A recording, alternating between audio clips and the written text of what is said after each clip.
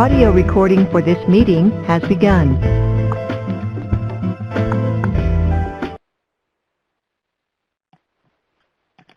Good morning, everyone, and welcome to today's webinar, a technical overview of Adobe Connect. Today's presenters will be Hunter, an Adobe Connect technical specialist, and Gerry from MeetingOne, an audio conferencing provider for Adobe Connect.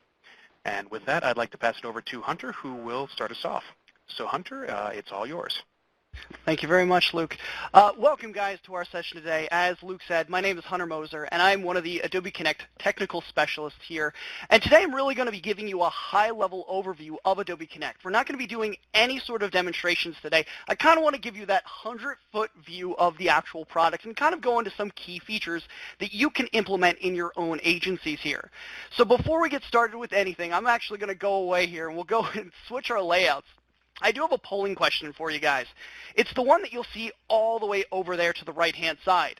And really, I just want to hear from you guys or just see from you guys exactly what web conferencing features appeal to you guys and your team the most. What are you looking for in a software? Is your team really using it for trainings? Are they doing meetings? Are they doing any sort of webinars or seminar collaborations here? This is something where I really want to hear it from you so I can better tailor my presentation today to hit on those points that are key features for you guys. So go ahead, we'll take a couple seconds here, go ahead, vote in that polling pod there, and while you guys are doing that, there's just one other bit of housekeeping that I want to talk about. If you have any questions related to anything that we're talking about today, what you'll see all the way over to the left-hand side is a Q&A window. Feel free to ask any questions that you have in there. I do have some guys on the back end helping me out as I present today. And I can see I've got some votes in here already. Come on, guys. I know there's plenty of you in here to get more responses in there. But we've got pretty much the critical ones I see in a lot of government spaces these days. Screen sharing. It's mission critical that we can share information simultaneously no matter where our users are at. Simplicity. We want a product that will work day one and that users can just pick up and play with. That's actually a big thing that I like to highlight when I talk about Adobe Connect. And then meetings and web conferencing. Again, with all of budget cuts that are going on, telework is another key thing that I'm seeing in a lot of agencies nowadays, and they need a way to save costs but still be able to meet no matter where they're at. I know there's some big states out there that take about 5 hours to actually travel across. If you're doing that for one meeting, that could be pretty cost intensive. So I do want to get into our first slide here and just show you guys that Adobe Connect is a modular system. It is an application suite that consists of these 3 different verticals that you see right here. We have Adobe Connect for meetings, Adobe Connect for learning, and Adobe Connect for webinars. Well, what each of these consists of are 3 different components. The meeting is actually what we're taking a look at today. Everything that you see in this room is all a part of Adobe Connect Meeting. Now, it's a pretty broad term because I can actually use this room that we're in right now for a virtual classroom. I can train my audience no matter where they're at. I have the ability to collaborate with them in real time in one of these spaces that I can set up. And of course, we always have different configurations based on your size and scope that you want to deploy. Now, we do have Adobe Connect for learning as well. And this is another one that a lot of people didn't know that Adobe Connect can do. It really has its own lightweight LMS built into it. Now, I mentioned or hinted at this in that previous one where we do have virtual classrooms, but you can also create your own courses, your own curriculums, enroll students into them, and have them take that content on your secure server no matter how you're deploying it. And again, we have different ways where we can deploy this as well. Or lastly, webinars. Actually, this is one of my favorite ways that Adobe Connect is put together, and one of the ways I like to always show in demonstrations, because it's made of actually 2 different components. A seminar room, which is larger than a meeting room and can hold up to, well, it depends on your agency's use case, but you can hold up a lot more users than a seminar room, and then it's built into the events piece. This is a way where you guys can create your own web pages through Adobe Connect, your own microsites, if you will, to really drive registration to your webinars or track everyone. This integrates with other tools that Adobe provides, like SiteCat, and CQ5 there, one of their experience manager tools that really allows you to customize the experience. But we also have these 3 different server deployments down here, so really the configuration is up to you guys. Now, I'm only going to be focusing on 2 of them, but I do want to talk about the third one that I have in the middle, The first one is hosted. You can actually host this entire environment on Adobe servers. They take care of everything, all the maintenance and all the upgrades. That simplicity that you asked for in that polling pod is right there. All you're doing is logging in and accessing Adobe Connect. There's nothing that you have to do on the back end. Now, of course, we do have that on-premise deployment that you can implement. Put that in your own environment, take control of that, and have a lot of integrations. Single sign-on, LDAP, everything like that can be integrated with that on-prem. Or where I really want to highlight it and kind of end on this slide right here is managed services. This is very similar to the way that hosted work, but it also integrates a lot of that on-premise features. I can deploy this server in a managed service environment, and they can take care of that server for me, but I still get all of the integrations that I would want. Again, I can integrate with my directory.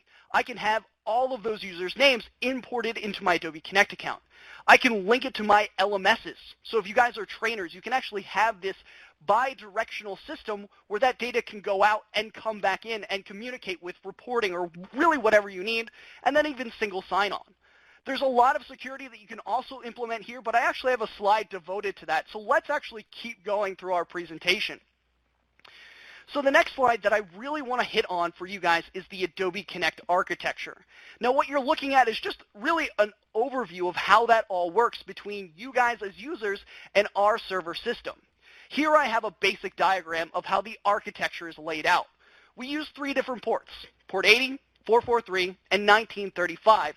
But I really want to talk to you about something that's unique with this.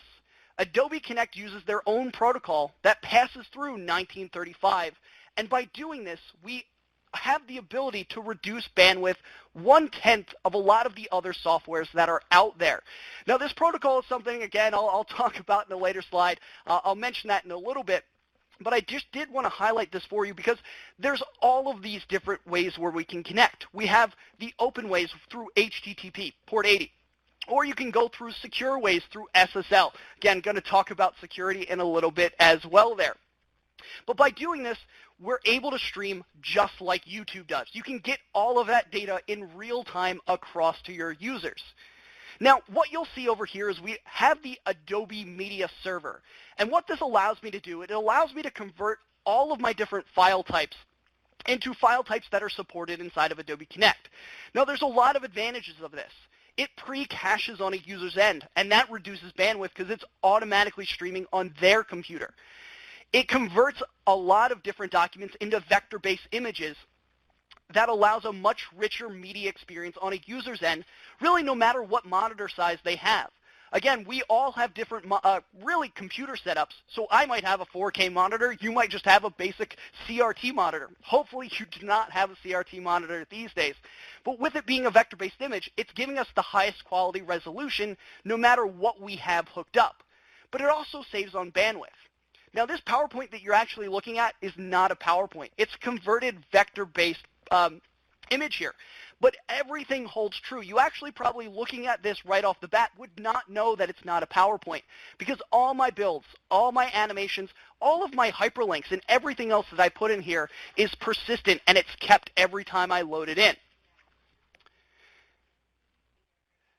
So the next slide that I really want to go through with you guys is platform scalability because, again, this is another key factor that I feel is really important for a lot of agencies, really depending on what size you guys are.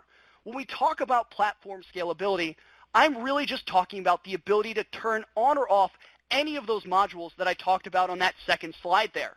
You guys as admins really can control what your users are able to access based on licensing and permissions on the back end of the server. So you can scale to where, yes, I need people to train, or yes, I need people to run a webinar, or I can turn that off at any time that I need to. The other thing that I want to talk about here is really that ability to scale also size. Whether it's 10 people that are trying to access the system or 10,000 people that need to access the system, really, as you can see right here, I have that cluster. I can go from 1 server to 8 servers in a matter of a day and a half. It actually takes no time at all because all of these servers mirror each other. And this really helps on a couple different things. One, you'll see load balance. I can really easily balance the load of all of my users, again, if I have a lot of users trying to connect the system. Or it helps with failover. When they connect to one server, and it also picks up a backup server in case that first server fails in the cluster. So I can rest assured that if I'm having a meeting, it's always going to stay. It's going to be stateless. It's going to be a seamless transition if that actually happens on my users. So whether it's hosted, like I talked about earlier, or ACMS, which is just our short acronym for that managed service option I was talking about on the first slide, it's the exact same model here. It's the exact same structure that I'm talking about. So as you can see, I didn't do a lot of good Google image searching. These are pretty much clip art that I pulled in for this PowerPoint slide. But it actually brings me into the next point that I want to make with you guys, and that's really no footprint for your participants. This is another big thing for a lot of your users. It's the same thing that happened to you guys today. We're a browser-based solution. You clicked on a link, you typed in your name, and you were instantly in my session. There was no download that you needed, no 50 megabyte client that you needed to install. There was no plugin that you needed to install first. You were in my session once you clicked on the link. And that's how it works for everything inside of Adobe Connect. Whether it's a meeting, whether it's a training, whether it's a webinar, it's just a custom URL you're linking people to, and they're viewing in the web browser. Now, this is a key component because really it's the same experience across the board for all of your users. I know, again, we're all in different environments. I at home have a Mac. At work, I have a Dell. It's something where I can rest assured that both experiences on both those computers are exactly the same for all of my users, especially since I can also connect via mobile devices. I talked a lot about teleworking, and this is something that also comes up in a lot of different discussions and demos that I run, is mobile's big. We have a lot of agencies that have bring your own device. And there's a custom application out there for mobile devices. So technically, if you want to say there is a download, it is the mobile app, but that's only if users want to connect via their iPhone or Galaxy tablets that they have there. And I suggest if you guys have a device in front of you, whether you brought your tablet into work today or you have a smartphone, go to the App Store, go to the Play Store, and download this. It's called Adobe Connect Mobile, and it allows you to not only access these meetings, but interact with these meetings. And if you want to, like I'm doing today, I could be running this entire session from an iPad. I don't even need to be at a desktop computer. So there's, again, absolutely no footprint for a user when they're attending these sessions. And this is really all because of it being a browser-based solution here.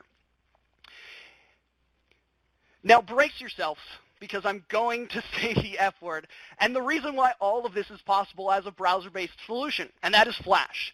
Now, when I always say the F word, the first thing people bring up is HTML5, and that's kind of the big thing that I'm seeing now in this space as well. Everyone wants to talk about HTML5. Well, really, right now, HTML5 is not ready for accomplishing collaboration needs, and there's actually two reasons behind that. One of them is streaming purposes to their users. Right now, HTML5 actually separates the meta tags for video and audio, and that's over the network. And the only way that they're actually going to be synced for a user is if the browser syncs them. HTML4 had it all together in one, and that made everything in real time, made everything so much easier. But as of right now, HTML5 splits that up, and we need a system that syncs it up. We don't really have a reliable one yet. But the other thing that's really critical, and something I'm going to highlight in another slide in a little bit, is bandwidth. HTML5 has no way to manage bandwidth, especially inside of one of these rooms here. So if you don't have the best network resources to work with, you might not have the best experience inside of these rooms if you're running through HTML5. Again, it's on the roadmap. It's something that we're building towards. And if you guys do want to learn more about this, feel free to reach out to us in that Q&A pod, and we can set up a discussion where we can talk more about this with you guys if you're curious about this topic as well. But this is the room itself. And the room itself, again, going into that ability to have that simplicity, the way that you interact with it is exactly the way that you interact with a desktop computer. All of these pods that you see on the screen, this polling pod that I have over here, this Q&A pod over here to the left-hand side, these are basically just applications that I load into the room, and I'm able to customize that experience directly from the browser.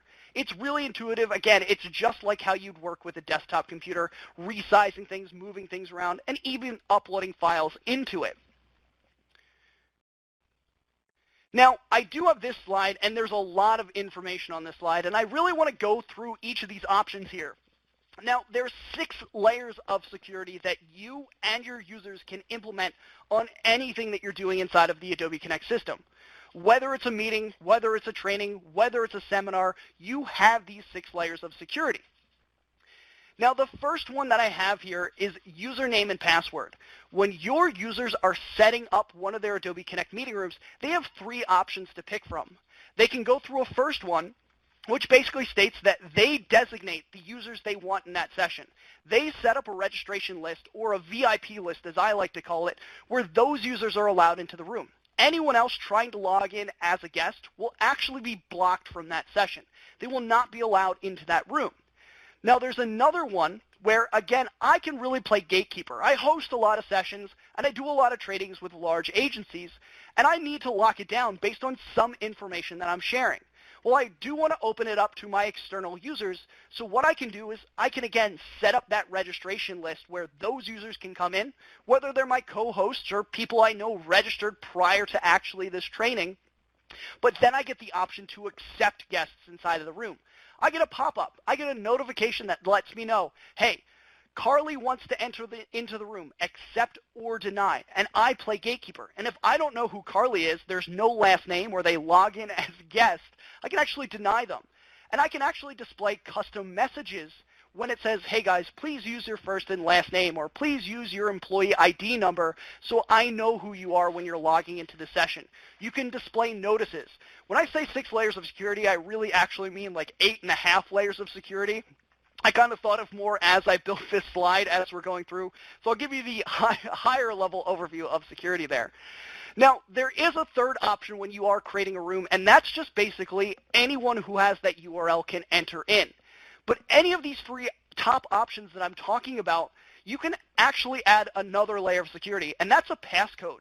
You can add an optional passcode to any of these that you can change every single time that you're running a meeting. So when we say secure, we mean secure, but that's just the first 3.5. The next actually gets into the server level or the admin level of things. When we refer back to that diagram that I showed you earlier, we also have the ability to go through port 443, which is that secure data that we're transferring back and forth to all of our users. And that's going to protect all of that data that's traveling outside of our network. Now, not only that, we can deploy this and have a single tenant on a cluster so we can keep all of that data compartmentalized on that server there.